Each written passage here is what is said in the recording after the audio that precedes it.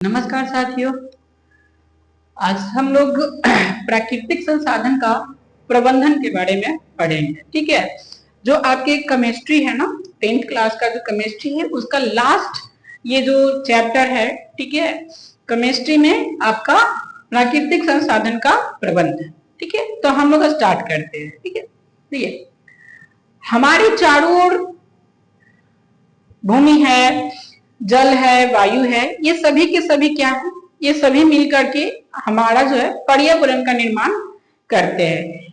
यानी कि पर्यावरण का मतलब है कि भूमि, वायु, जल और पेड़ पौधे, जीव जंतु, सभी के सभी ये सब पर्यावरण के अंतर्गत आते हैं। ठीक है ना, किसके अंतर्गत आते हैं? तो पर्यावरण के अंतर्गत आते हैं। ठीक है ना, ये जो पर्यावरण है, इस पर्यावरण को काफी ध्यान से रखना, मतलब सहेज करके रखना, ये हम लोगों का कर्तव्य है। ठीक है ना, ये हम लोगों का दायित्व है, क्योंकि ये जो प्राकृतिक संसाधन है ना, पर्यावरण में जो भी आप चीज देख रहे हैं, वो चाहे मिट्टी हो, चाहे आपका जल हो, वायु हो, जो भी है, ये एक प्रकार के प्राकृतिक संसाधन है ना। क्या है? प्राकृतिक संसाधन। अच्छा, सबसे पहले संसाधन किसको कहते हैं? ठीक है, एक छोटा सा टॉपिक, कि संसाधन किसे कहते हैं? संसाधन, है ना। संसाधन, देखिए वे सारी वस्तुएं जो हमारी जिंदगी को आसान कर दे, ठीक है, जिसका हम यूज करते हैं अपने लाइफ को आसान करने के लिए, उन सभी को हम लोग संसाधन कहते हैं। तो पर्यावरण भी क्या है? एक प्रकार का संसाधन ही है। पर्यावरण भी क्या है? एक प्रकार का संसाधन है। तो उसे बचा करके रखना भी हमारा क्या है? कर्तव्य है। और पर्यावरण को खास तौर से बचाना किससे है? हम लोगों से। या हम लोगों को बचाना है तो किससे बचाना है? तो हम लोगों को पर्यावरण जो बचाना है वो प्रदूषण से बचाना है। ठीक है ना, किससे? प्रदूषण से। क्योंकि आज के डेट में जो हमारा पर्यावरण है वो सबसे ज्यादा अगर प्रभावित हो रहा है, तो हम लोगों के द्वारा जिस प्रकार से पर्यावरण का अंधाधुंध इस्तेमाल कर रहे हैं, उसकी वजह से इतने ज्यादा पॉल्यूशन हो रहे हैं। उस पॉल्यूशन से ही हमारा पर्यावरण क्या हो रहा है? खराब हो रहा है। जिसे पर्यावरण को प्रदूषण से बचाने के लिए राष्ट्रीय स्तर पर या फिर अंतरराष्ट्रीय स्तर पर, दोनों स्तरों पर कई सारे नियम व कानून बनाए गए हैं। उन्हीं में से एक जो नियम कानून है, उसका नाम जो है आपका क्योटो प्रोटोकॉल है। क्या है? Kyoto protocol. ठीक है ना, क्योटो प्रोटोकॉल ये एक प्रकार का नियम बना था। ठीक है, कब बना था? इसमें कौन कौन से देश ने भाग लिया, किस लिए बनाया गया था, उसके बारे में हम लोग जानकारी लेंगे। देखिए, तो सबसे पहले समझिएगा कि क्योटो प्रोटोकॉल जो है, ये एक देश जो जापान है ना, जापान में एक शहर है जिसका नाम है क्योटो। ठीक है, जापान में एक शहर है जिसका नाम क्या है? क्योटो। तो क्योटो के अंदर ही कई सारे देश एक साथ मिलकर के, एक साथ बैठ करके एक मीटिंग, एक समिट किए थे, जिसके अंतर्गत यह बात रखी गई थी कि किस प्रकार से पर्यावरण को बचाया जाए। ठीक है, ये बात कब की है? तो ये 1997 की है, यानी 1997। ठीक है ना, 1997 में। अच्छा, उस समय जब 1997 में इस मीटिंग को रखी गई, तो किस लिए रखी गई? बेसिकली क्या रीजन था? रीजन क्या था जिसकी वजह से इसको उस टाइम में मीटिंग के तौर पे रखना जरूरी हुआ था? तो उस समय जरूरी इसलिए था क्योंकि आज भी हम लोग समझते और जानते भी है कि ग्लोबल वार्मिंग, यानी कि भूमंडलीय जो ताप है उसमें वृद्धि, जिसे इंग्लिश में हम लोग ग्लोबल वार्मिंग करते हैं। आपको पता होना चाहिए कि ग्लोबल वार्मिंग की समस्या आज इतना ज्यादा हो गई है, जिसकी वजह से गर्मी बहुत ज्यादा इंक्रीजमेंट आ गई है, गर्मी में भी इंक्रीजमेंट आ गई है, बढ़ गई है गर्मी। हमारे जो ध्रुव पर के बर्फ है वो भी पिघल रहे हैं, समुद्र का जल स्तर बढ़ता जा रहा है। ठीक है, जो समुद्र के किनारे देश बसे हुए हैं या जो लैंड से हैं, वो अब समुद्र में समाहित होते जा रहे हैं। तो ये 1997 में जब पहली बार ग्लोबल वार्मिंग की समस्या उजागर हुई थी, तो उस समय में ही कई सारे देशों ने मिलकर एक सम्मेलन का आयोजन किया गया था, है ना। ये जो सम्मेलन था वो अंतरराष्ट्रीय था, क्योंकि इसमें कोई एक देश नहीं था जो अपने लिए लड़ रहा हो या अपने लिए कोई देश कोई नियम कानून बना रहा हो। इसमें बहुत सारे देश मिलकर के लगभग 141 कंट्रीज, इसमें कितने, तो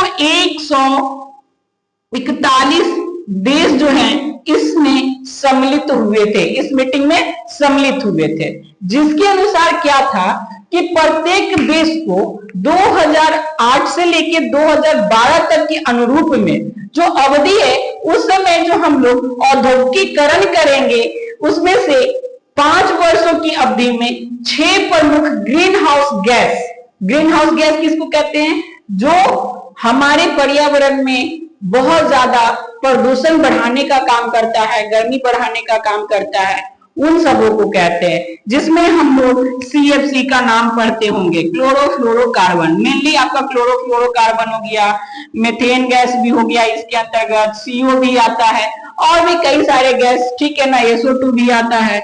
ये सब क्या है, ग्रीन हाउस गैस है, ठीक है ना, ग्रीन हाउस गैस। तो ये जो ग्रीन हाउस गैस है, ये इसी प्रकार से 6, अभी मैंने 1 2 3 4 लिखा, तो 6 ग्रीन हाउस गैस जो है उसका उत्सर्जन कब, 2008 और 2012 तक, 5 वर्षों में 1990 में जितना इसका उत्सर्जन होता था उतना उत्सर्जन रखना जरूरी था। ये इस मीटिंग में, इस सम्मेलन में, इस समिट में यह लक्ष्य को निर्धारित किया गया था, ठीक है ना। कब किया गया था, तो 1997 में किया गया था, 1997 में किया गया था। कितने देश भाग लिए, तो 141 देश भाग लिए। कितने प्रमुख गैसों को, तो 6 प्रमुख जो ग्रीन हाउस गैस हैं, जिसमें मैंने आपको बताया CFC होता है, मेथेन होता है, CO होता है, CO2 भी होता है, और भी कई सारे गैस जो जिससे कि गर्मी ज्यादा इंक्रीज होती है, ठीक है ना। तो उनमें से 6 गैस को ज्यादातर अहमियत दी गई थी कि उस समय में 2008-2012 की ये जो टर्न 5 साल का जो टाइम होगा, उस टाइम में हम लोग जो गैस का उत्सर्जन करेंगे वो 1990 में जितना उत्सर्जन होता था उसी के अनुरूप या उसी के आधार पर करेंगे, उससे ज्यादा नहीं करेंगे, ठीक है। इसके अनुसार जो ग्रीन हाउस गैस है वो उत्पन्न करने वाले जो बेसिकली इसमें ईंधन होते हैं, है ना, जो सबसे ज्यादा ग्रीन हाउस गैस उत्पन्न होते हैं वो ईंधन से होते हैं, तो उसका उपयोग कम करने की बात कही गई इसमें, है ना। किसका, जो ग्रीन हाउस गैस, है ना, ग्रीन हाउस गैस जो सबसे ज्यादा प्रोड्यूस करने वाले गैस होते हैं, फ्यूल होते हैं, ईंधन होते हैं, उसका कम उपयोग करने का लक्ष्य रखा गया था, ठीक है। अच्छा, तो अब ये जो बात है कि इसको कम करना है, तो इसका कुछ मापदंड होगा, कोई एक मीटर सेट होगा कि इतना ही करना है, तो मीटर क्या है ना, तो उत्सर्जन संबंधी मापदंड, है ना, उत्सर्जन संबंधी क्या है, मानदंड। देखिए बेसिकली जो वाहन होते हैं ना हमारे यहाँ या फिर इस वर्ल्ड में देखा जाए तो वाहनों की संख्या अत्यधिक है, यानी कि बहुत ज्यादा है, ठीक है। यातायात जो होता है, कुछ शहरों में नाइट्रोजन गैस, ठीक है ना, यानी कि नाइट्रोजन डाइऑक्साइड में वृद्धि करते हैं, जो कि केंद्रीय प्रमुख नियंत्रण जो बोर्ड होते हैं ना उसके मुख्य स्रोत माना गया है। अर्थात जो नाइट्रोजन डाइऑक्साइड है, ये नाइट्रोजन डाइऑक्साइड वाहनों के द्वारा सबसे ज्यादा, NO2 सबसे ज्यादा किससे, तो NO2 नाइट्रोजन डाइऑक्साइड सबसे ज्यादा वाहन, है ना, वाहन के द्वारा, ठीक है, वाहन के द्वारा उत्सर्जित होते हैं। किसके द्वारा, किनके हिसाब से, तो जो हमारा जो सेंट्रल पॉल्यूशन बोर्ड है, ठीक है ना, पॉल्यूशन बोर्ड, इसके अनुसार, ठीक है, इसके अनुसार सेंट्रल पॉल्यूशन बोर्ड यानी कि केंद्रीय प्रदूषण नियंत्रक, यानी कि पॉल्यूशन कंट्रोल, है ना, कंट्रोल बोर्ड नहीं, कंट्रोल कंट्रोल, इसके हिसाब से कम उपयोग, मतलब वाहनों से उत्सर्जन किया जाने वाला जो गैस है वो कौन है, NO2 है, यानी कि नाइट्रोजन डाई ऑक्साइड है, ठीक है ना। इसलिए 1989 में, यानी कि 1989 में केंद्रीय मोटर वाहन अधिनियम एक आया था, एक संशोधित किया गया था, जिसके बाद से जो वाहन मालिक होंगे, यानी कि जिनके पास वाहन होंगे, उनके लिए, खासतौर से वाहन मालिकों के लिए धुओं को सीमित करने के लिए एक अधिनियम, एक एक्ट बनाया गया था। कब? 1989 के अनुसार बनाया गया था, ठीक है। इसके अलावा विश्व स्वास्थ्य संगठन, यानी कि वर्ल्ड हेल्थ ऑर्गेनाइजेशन जो है, वो हमारे देश में, यानी कि भारत में जल प्रदूषण की रोकथाम के लिए भी काम करती है, ठीक है ना। सहायता भी देती है, जिसके अंतर्गत आप सुने भी होंगे कि नमामि गंगे करके अभियान चलाया गया था, यानी कि गंगा के जल को क्या करना है, साफ सुथरा करना है, ठीक है ना। तो उसके लिए वर्ल्ड हेल्थ ऑर्गेनाइजेशन, यानी कि विश्व स्वास्थ्य संगठन जो है, वह भी हमें क्या करती है, हेल्प करती है, सहायता देती है, ठीक है ना। जिसमें कि गंगा नदी को स्वच्छ बनाने का जो अभियान चलाया गया हो, या फिर यमुना को स्वच्छ चलाने का करने का जो किया गया हो, हमारे देश में कई सारी नदियां जो स्वच्छ हो सकेंगी, उनके लिए विश्व स्वास्थ्य संगठन ने सहायता की है। तो इसमें जो हम लोग अभी गंगा के बारे में बात कर रहे हैं, तो सबसे पहला जो टॉपिक यहाँ पे हम लोग को है एक गंगा से रिलेटेड, वह है गंगा कार्यान्वयन, है ना, कार्यान्वयन योजना, ठीक है। ये यानी कि Ganga action plan, Ganga action plan, जिसे हम लोग GAP के नाम से भी, यानी गैप के नाम से भी जानते हैं। इस योजना की जो घोषणा हुई थी वह 1986 में हुई थी। कब हुई थी इसकी घोषणा? 1986 में ही कर दी गई थी घोषणा कि गंगा को स्वच्छ करना है, ठीक है ना। इसके लिए कुल लगभग 300 करोड़ रुपए का आवंटन किया गया था। कितना लक्ष्य रखा गया था कि 300 करोड़ से भी अधिक, है ना, इससे भी अधिक इस पे खर्च आएगा। इस पे क्या आएगा? खर्च आएगा। और ये कहां से कहां तक का था? तो ये ऋषिकेश, आप नाम भी सुने होंगे, ऋषिकेश से लेकर के से कलकत्ता तक, है ना, कलकत्ता तक, यानी कि जहां से गंगा जमीन पे उतरती है वहां से लेकर जहां समुद्र में मिलती है, इसके बीच की जो पूरी दूरी थी उसको साफ करने के लिए 1986 में, यानी कि गंगा को स्वच्छ करने के लिए 1986 में 300 करोड़ से भी अधिक रुपयों का लागत लगा करके ऋषिकेश से गंगा तक को साफ करने का प्लान बनाया गया था। इसके अंतर्गत आपका उत्तर प्रदेश, बिहार, पश्चिम बंगाल, इसके जो छोटे मोटे जो लघु परियोजनाएं थी वो भी इसमें शामिल की गई थी, ठीक है ना। इस योजना के अंतर्गत कानपुर, इलाहाबाद और वाराणसी, बेसिकली जो हमारी गंगा नदी है वो सबसे ज्यादा गंदा अगर हुई है, यानी कि सबसे ज्यादा पॉल्यूटेड हुई है, तो वो आपको कानपुर, इलाहाबाद, वाराणसी, पटना, इन सब वाले इलाके में ज्यादा हुई है। तो स्वच्छ बनाने के लिए इन सब जगहों पे ज्यादा से ज्यादा कार्य किए गए हैं, ठीक है ना। कहां कहां? तो आपको कानपुर, इलाहाबाद और वाराणसी, ठीक है। इसके अलावा इस परियोजना के अंतर्गत आपको ऋषिकेश,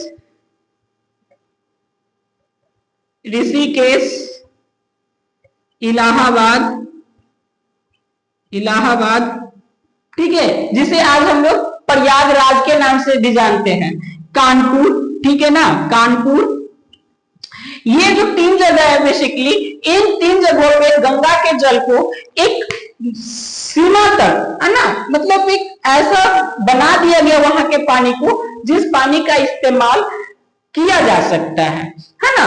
तो ऋषिकेश, इलाहाबाद और कानपुर में खास तौर से गंगा एक्शन प्लान के अंतर्गत साफ सफाई गंगा नदी की हुई थी। ये जो नदी के जल हैं, ये प्रदूषित होने का मुख्य कारण होता है हमारे यहाँ के उद्योग धंधे, है ना। करते क्या है कि जो हमारे जो कल कारखाने होते हैं उनसे जो निकलने वाले जो वेस्ट वाटर होता है, जिसमें कि कई प्रकार के केमिकल्स वगैरह मिला होता है, वो गंगा नदी में छोड़ देते हैं, बहा देते हैं। शहरों के बड़े बड़े नाले जिसमें कई प्रकार की गंदगियां, है ना, मिली हुई होती है, अशुद्धियां मिली होती हैं, मल मूत्र होते हैं, उन सबको नदी में बहा देते हैं। इस वजह से सबसे ज्यादा नदियां जो होती हैं वो गंदी होती है। इसके अलावा पशुओं को स्नान कराने से भी नदियां काफी ज्यादा गंदा होती है, यानी कि प्रदूषित होती है। तो ये सब जो है प्रदूषण का मेन कारण होता है, ठीक है ना। सामान्यतः जो नदी का पानी होता है, नदी के पानी को कब हम लोग कह सकते हैं कि ये गंदा ज्यादा है या कम गंदा है या उपयोग करने लायक है या नहीं है, ठीक है। तो उसके लिए एक प्रकार का एक सूक्ष्म जीव होते हैं जिसका नाम है कॉलीफॉर्म, ठीक है ना। क्या नाम है? कॉलीफॉर्म।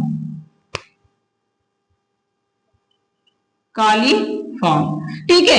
ये जो कॉलीफॉर्म नामक जो बैक्टीरिया या वायरस जो भी सूक्ष्म जीव है, इस सूक्ष्म जीव की जो संख्या होती है ना, वही डिफाइन करती है कि पानी यूज करने लायक है या नहीं है। यदि अगर नदी के पानी में, ठीक है, यानी कि नदी के पानी हो या, देखिए नदी के पानी में तो होगा ही होगा क्योंकि वो कई प्रकार के मिट्टी से गुजर कर आती है, कई प्रकार के नदियां उसमें आकर के मिल जाती है, तो उस समय कुछ ना कुछ गंदगियां होती है। अगर वो क्या बोलते हैं कि शहर के किनारे, तो उसकी भी पानी उसमें छोड़ ही दी जाती है। लेकिन जो पानी इस्तेमाल हम लोग करते हैं उसमें कितना हिसाब से होना चाहिए कॉलीफॉर्म कि हम लोग इस्तेमाल कर सकते हैं। अगर बात की जाए पीने की पानी, तो पीने के पानी के लिए पानी में जो कॉलीफॉर्म की संख्या होनी चाहिए वह 0 होनी चाहिए।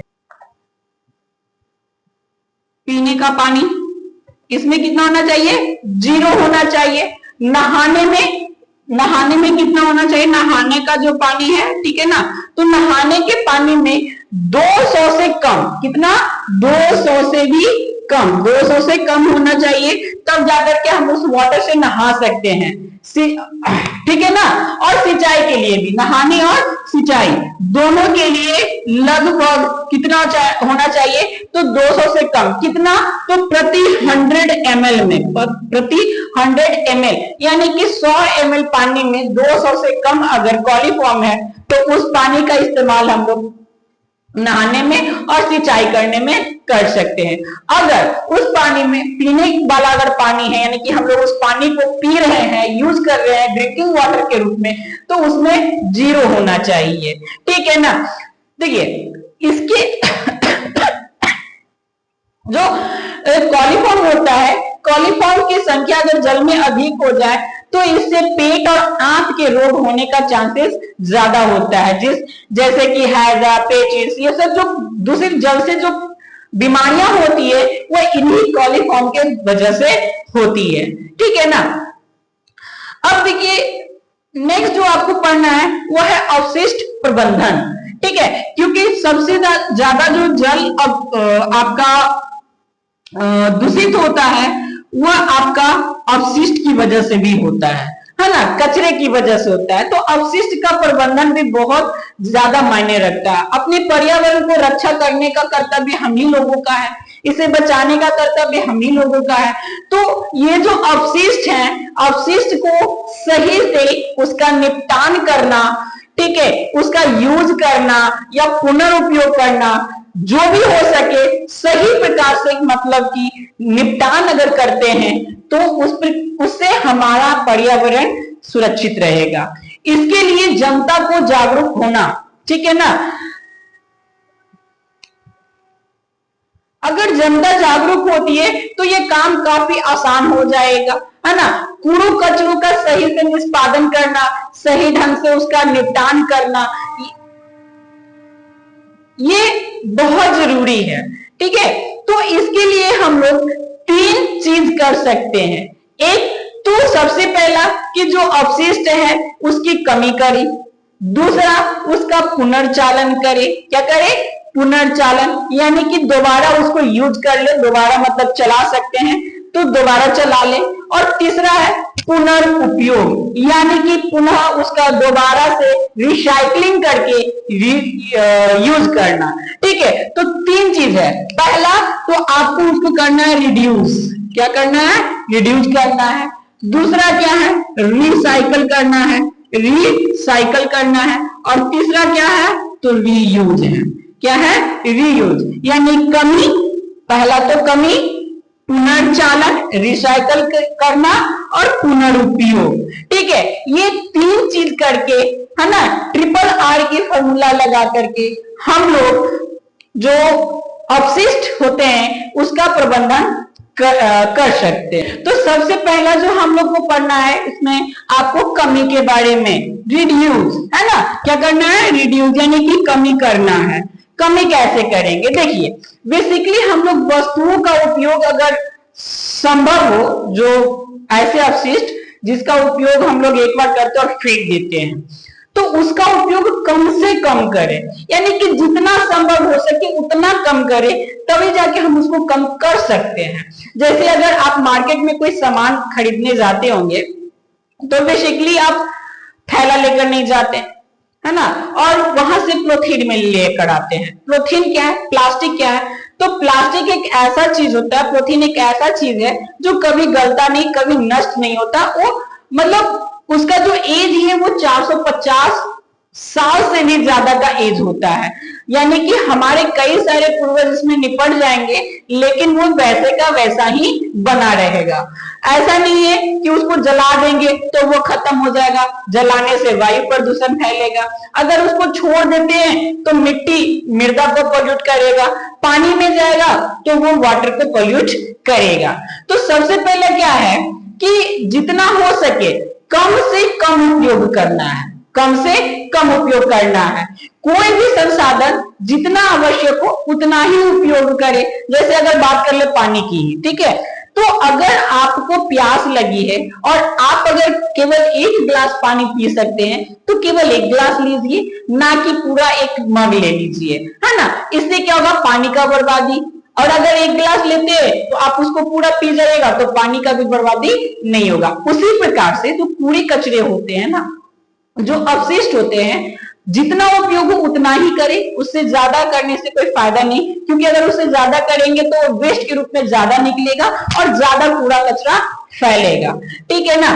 तो इसके स्रोत पर कमी करके कूड़े कचरे में भी जो बेसिकली जो स्रोत है ना, कूड़े कचरे का उपयोग कहाँ मतलब बनता कैसे है? तो स्रोत के उपयोग से। जैसे अगर मार्केट गए, थैला लेकर नहीं गया तो वो प्लास्टिक के थैला में दे दिया। वो प्लास्टिक का थैला हम लोग एक बार यूज करते दोबारा उसे फेंक देते हैं, यत्र तत्र जहां तहां उसे फेंक देते हैं और वो वहीं का वहीं पड़ा का पड़ा रहता है, कभी गलता उलटा नहीं है। तो ये जो क्या होता है, डिमेरिट्स हो गया यहाँ पे। ठीक है, दूसरा इसमें जो हम लोग को पढ़ना है वो पुनर्चालन। क्या है? पुनर्चालन, पुनर्चालन के बारे में। ठीक है ना। पुनर्चालन करें, यदि किसी वस्तु का उपयोग संभव हो तो उसको पुनर्चालन करने पर भी विचार करना चाहिए, यानी कि उसका इस्तेमाल दोबारा करने पर हमें विचार कर लेना चाहिए। ठीक है ना। इसमें वस्तु को गला करके, जैसे अगर बात की जाए प्लास्टिक, तो बेसिकली ऐसी जगह पे गला भी नहीं सकते क्योंकि उससे ज्यादा पोल्यूट होगा।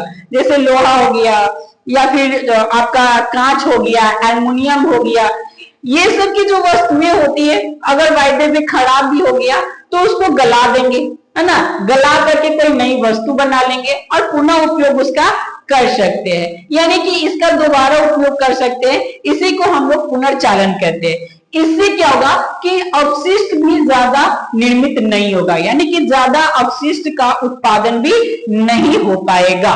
ठीक है, तो दूसरा क्या हो गया? पुनर्चालन।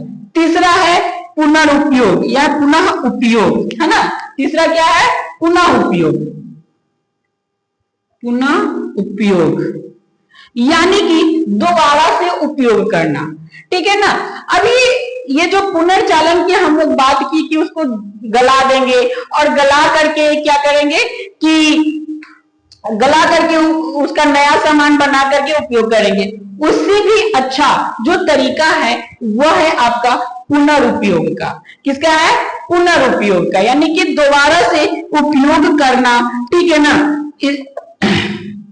दोबारा से उपयोग करना उसी वस्तु को जिसमें कि कोई ऊर्जा खर्च नहीं करना पड़ेगा, कोई वस्तु, कोई ईंधन नहीं जलाना पड़ेगा, ठीक है ना। और उसका उपयोग हम लोग दोबारा भी कर सकते हैं, ठीक है, या उसको दोबारा उपयोग में ला सकते हैं, तो उसे हम लोग पुनर्उपयोग करते हैं। फॉर एग्जाम्पल, जैसे घर में बहुत सारे प्लास्टिक के या कांच के डब्बे जिसमें कि सामान करके हम लोग मार्केट से खरीद कर लाते हैं, अगर उसके सामान खत्म हो गए हैं तो उसको फेंक ना दे करके उसी को पूरी तरह से साफ सफाई करके उसमें किचन का कुछ भी सामान रखा जा सकता है, मसाला रखा जा सकता है, चीनी रखा जा सकता है, या नमक रखा जा सकता है, कोई भी चीज उसमें रख दिए तो ये हो गया उसका पुनर्उपयोग हो गया। इस प्रकार से हम लोग पुनर्उपयोग करके वस्तुओं जो अवशिष्ट पदार्थ है उसका कमी कर सकते हैं और अपने पर्यावरण को बचा सकते हैं, ठीक है। तो आज के लिए इतना ही। नेक्स्ट में हम लोग विभिन्न संसाधनों के प्रबंधन के बारे में पढ़ेंगे।